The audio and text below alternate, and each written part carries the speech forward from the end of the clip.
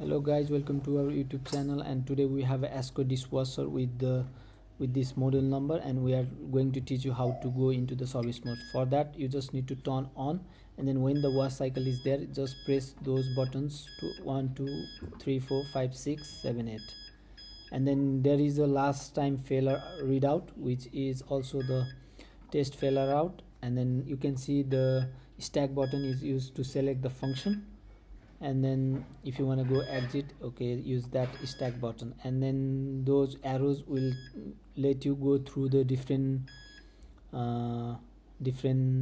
phase. So now I'm going to check the inlet of the dishwasher, where you can choose the function and then go to the stack button to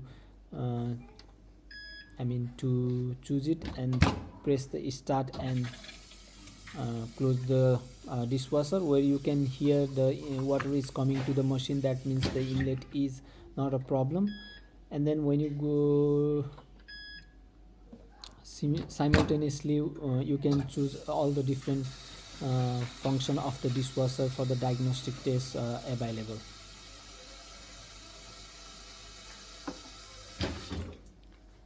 So now I am going to check the dispenser of the dishwasher, if it is working or not. So when the dispenser, you can see it's in the closed position, and then when you start the button and then close the door, after like maybe 3 or 5 seconds, you can see the dispenser has been opened. So that means the dispenser is working okay.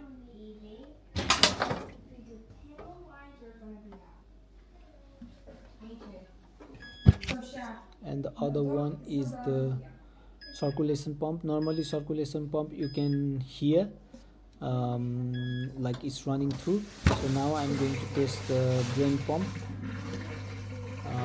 In drain pump you can basically see if there is a water, and then when you choose the drain pump, then the water should drain out, and there should be no water in the dishwasher.